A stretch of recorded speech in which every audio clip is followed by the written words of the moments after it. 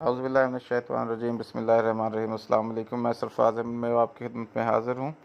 आज का हमारा लेक्चर है demonstration style of teaching. Demonstration methods क्या है टीचिंग में, इसके क्या फ़ायदे हैं, क्यों इस्तेमाल किया जाता है और इसका तरीक़ाकार क्या है, आइए इस लेक्चर में आपको बताते हैं।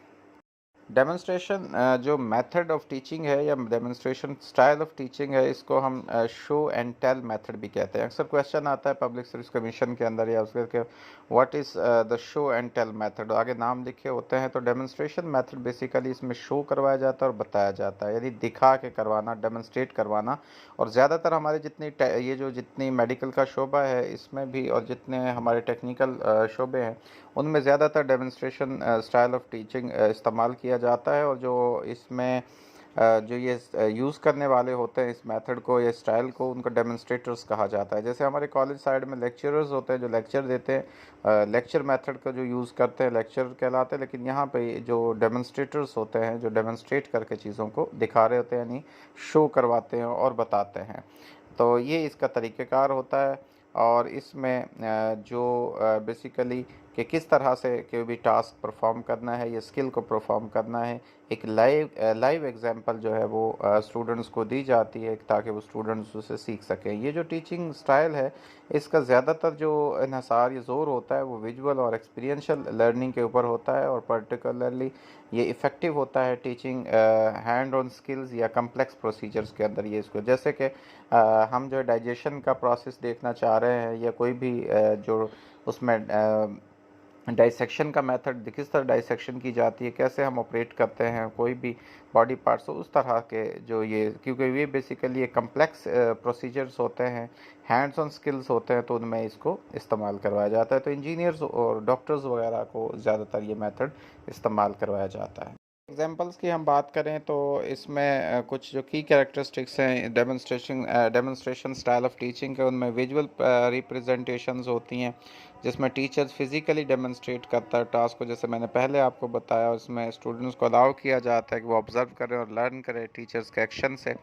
और इसको जो है वो स्टेप बाय स्टेप प्रोसेस के ज़रिए से दिखाया जाता है।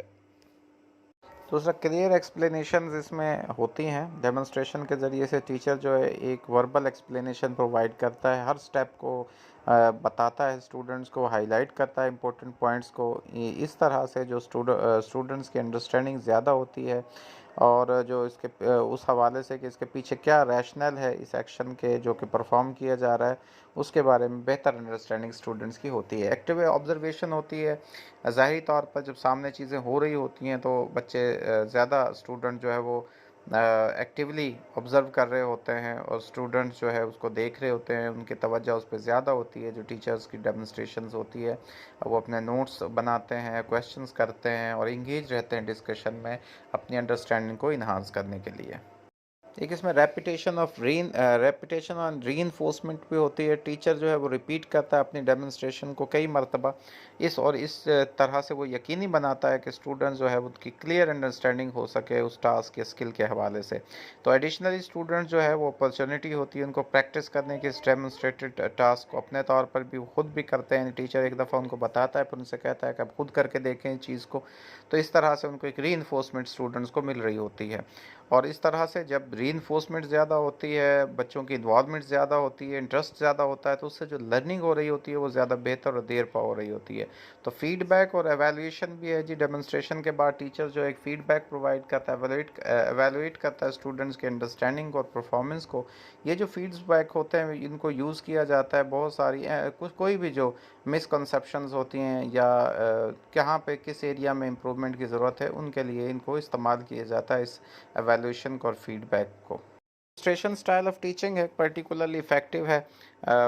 जैसे मैंने शुरू में भी आपको बताया कि जो हमारे साइंस एक्सपेरिमेंट्स होते हैं, आर्ट की टेक्निक्स हैं, फ़िज़िकल एक्टिविटीज़ हैं, टेक्निकल स्किल्स वगैरह उनमें सब में ये ज़्यादा बेहतर काम करता है, इफ़ेक्टिव होता है ज़्यादा। इसके अलावा ये स्टूडेंट को एक विजुलाइज़ करने में, अंडरस्टैंड करने में, जो प्रैक्टिकल एप्लीकेशंस होती हैं कॉन्सेप्ट्स की, उनमें मदद देता है। उनकी जो इंगेजमेंट्स होती हैं उनको बढ़ाने में मदद देता है और उनके लिए एक मॉडल स्टूडेंट्स के लिए जो है वो प्रोवाइड करता है उनको सीखने का। इस ताहम जो है जो ज़रूरी चीज़ है वो ये है कि जो डेमोन्स्ट्रेशन स्टाइल है वो कम्प्लीमेंटेड होना चाहिए दूसरी टीचिंग स्ट्रेटजीज़ के साथ, ताकि ज़्यादा बेहतर तरीके से लर्निंग एक्सपीरियंस को जो है प्रमोट किया सके।